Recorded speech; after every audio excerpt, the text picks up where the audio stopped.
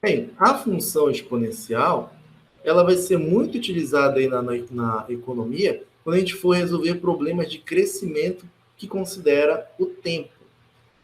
Por isso, a gente pode substituir o x pelo t aqui quando a gente estiver trabalhando ela para representar o nosso tempo.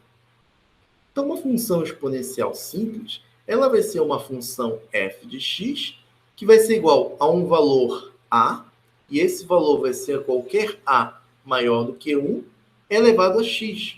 Então, notem que aqui a nossa variável x ela está na potência de uma constante.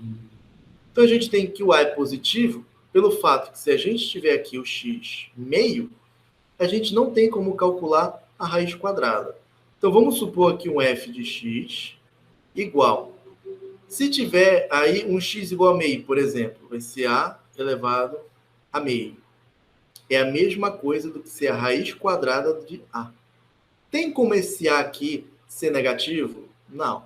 A gente espera que esse a seja maior ou igual a zero. Aí vocês podem se perguntar, professor, mas a pode ser maior ou igual a zero. Por que o senhor disse aqui que o a tem que ser maior do que 1? Vamos estar analisando por que ele tem que ser maior que 1? Se a gente fizer f de 1, isso vai ficar como 1 elevado a x, que dá 1. Então, se a gente tiver a igual a 1, a gente vai cair numa função constante. Então, a gente não vai ter uma função exponencial. Por isso que a gente quer um a maior do que 1, por dois motivos. Primeiro, porque a gente não tem raiz negativa, tem que ser maior ou igual a zero. Segundo, se tiver o a igual a 1, a gente cai numa função constante. Com isso, vamos estar verificando aqui em relação aos valores que a pode estar assumindo. Se a for um número entre 0 e 1, e a gente aplicar a nossa função, esse 1 quinto, gente, não esqueça, tá? 1 quinto é a mesma coisa do que 0,2. 0,20. A gente pode estar utilizando aí um pouquinho só de matemática básica. Como a gente tem 1 quinto elevado a x, é a mesma coisa, tá, gente? Do que se a gente estivesse aplicando esse x, tanto por esse 1 quanto por 5. Aqui seria 1 elevado a x. Mas 1 elevado a x, qualquer valor que x aqui vai estar assumindo, não vai estar alterando esse nosso valor, tá bom?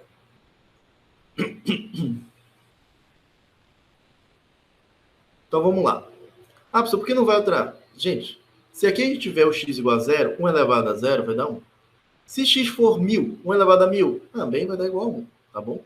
Não esqueça que é 1 vezes 1 vezes 1 até vezes 1 e não vai estar mudando em nada esse valor.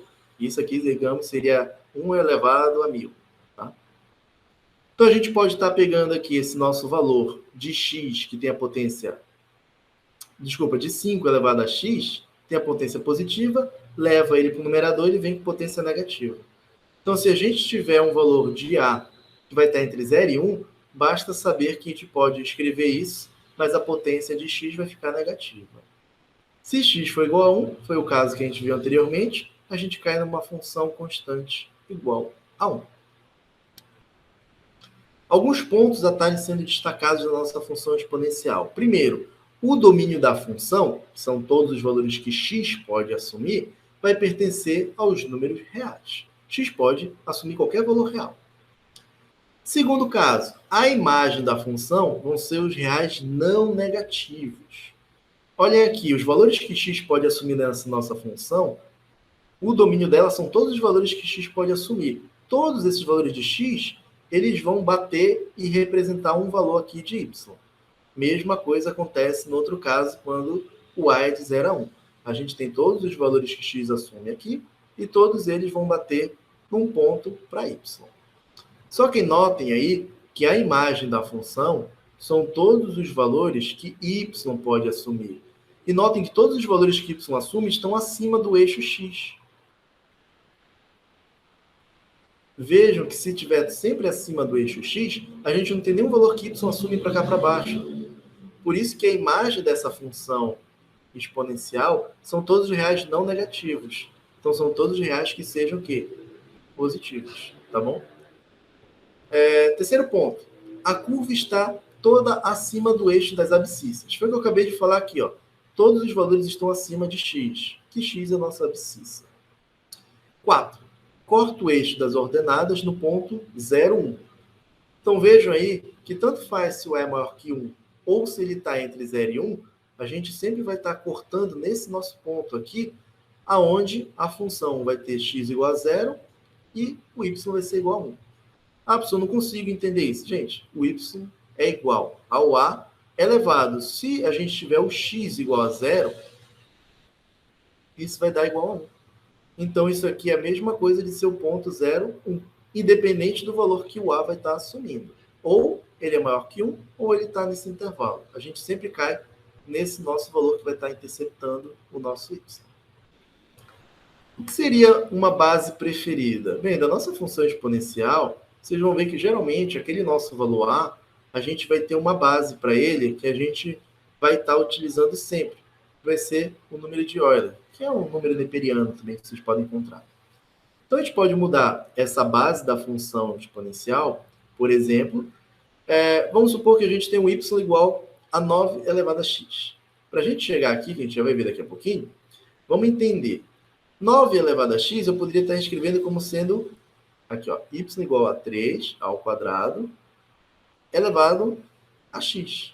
Ou seja, eu posso pegar esse 2 e multiplicar aqui, vai ficar 3 elevado a 2x. É a mesma coisa que eu poderia estar reescrevendo, tá? Então, geralmente a gente teria um número, voltando, um número UE, que ele vai ser uma base preferida para esses nossos cálculos. E a gente vai estar sempre chamando ele de uma função exponencial natural. Então, o y vai ser igual a e elevado a x. E a gente vai estar lendo isso aqui como sendo o y igual ao exponencial de x. Y igual a esse e elevado a 3x. Y igual ao exponencial de 3x. A escrita pode ser as duas formas. Na parte da programação, a gente geralmente vai estar escrevendo dessa forma aqui.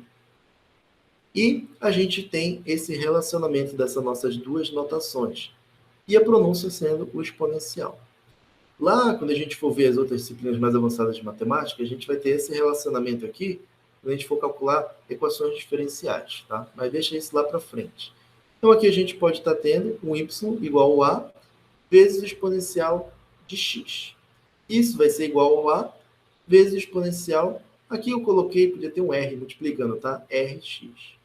Ou seja, xp, que é o expo, que é de exponencial, indica que esse e vai ser a base do nosso expoente e a expressão vai estar entre parênteses. E a gente pode estar tendo uma função utilizando log, que é a nossa função logarítmica. Então, a nossa função logarítmica de uma outra variável qualquer vai ser x igual ao log de a, ou desculpa, o log de y na base a. Então, veja que a gente tem a base do logaritmo igual a a e o logaritmando igual a y. Isso aí é a mesma coisa também se a gente transformar esse a naquele nosso número de Euler, neperiano. Então, a gente vai ter o log natural de y. Vocês já viram isso, gente? Deixa eu colocar aqui, ó, o log de y na base de Euler aqui do neperiano. Então, isso aqui é a mesma coisa do que ser o log natural de y. Então, a gente pode ter, lá na frente a gente vai ver melhor essa parte de funções inversas. Então, as funções inversas, a função inversa, no caso do logaritmo, é uma função exponencial. Ou seja, se eu tiver aqui o y igual a um a elevado a x, ou um y elevado ao e elevado a x, uma exponencial de x. A gente tem uma relação entre as duas, que uma vai ser a inversa da outra. Mas quando a gente vê função inversa, a gente fala um pouquinho melhor sobre isso, tá bom? Então, ambas vão ser estritamente crescentes ou decrescentes. Então, aqui a gente está colocando aquela notação que a gente fez de função crescente e decrescente, tá bom? Ou seja, se eu tiver um y1 igual a y2, a gente vai bater que as funções são iguais. Agora, se a gente tiver um y1 maior que o y2, isso implica dizer que a gente tem uma função L log natural de y1 maior do que o log natural de y2, que é isso que vai caracterizar como uma função crescente. Então, alguns pontos que a gente pode estar destacando da nossa função logarítmica. Primeiro, o domínio da função vai pertencer aos números reais não negativos e a imagem da função que vão ser os reais. Notem aí que inverteu em relação à função exponencial, tá bom? Antes, a função exponencial era o domínio, que eram os reais, e a imagem, que eram os números não negativos. Só que na função logarítmica, o domínio, que vai ser os números reais não negativos, e a imagem, todos os reais. O que a gente pode estar percebendo aqui, a gente tem aqui, ó, em vermelho, a gente tem a função logarítmica. Então, a gente tem todos os valores de x no domínio podem só estar aqui, ó, positivos, são maiores do que zero. Mas, quando a gente tinha a função exponencial, a gente podia ter valores negativos para cá, tá bom? Mas não vamos confundir, vamos falar só da logarítmica, tá bom, gente? Então, se a gente tiver um a maior do que 1, a gente tem valores positivos aqui para o nosso domínio. Da mesma forma acontece se o a for entre 0 e 1. Os valores de x sempre vão ser maiores do que 0. Para a gente poder ter o domínio da função, todo valor de x vai ter um valor para o nosso y. Ah, mas agora e o y? Bem, qualquer valor que y pode assumir vai ser o quê? Números reais. Porque a gente tem essa relação aqui do valor de x, sempre podendo pegar uns valores negativos também aqui do nosso y. E valores também positivos para o nosso y, dependendo do valor que x vai estar assumindo. Terceiro ponto. A curva está toda à direita do eixo y. Então, notem que tanto nesse nosso gráfico, quando o a é maior que 1, quanto o a está entre 0 e 1, a gente tem que a função logaritma, a curva dessa função logaritma, que é o vermelho, ele vai estar sempre à direita dessa nossa função. 4. Corta o eixo das abscissas no ponto 0, 1. Na verdade, aqui não é 0, 1, tá, gente? É 1, 0. Por que isso acontece? Bem, se eu tiver uma função f de x igual ao log de x na base a e fizer o f de 0, não existe, tá? Porque a gente não tem o log de 0. Agora, se eu fizer o f de 1, isso aqui vai ficar o log de 1 na base a. E isso aqui a gente já sabe que vai dar 0. Só pode dar 0 esse valor. Por isso que quando a gente tiver o x igual a 1, o y vai ser 0. Vai ser no ponto 1, 0. Para os dois casos.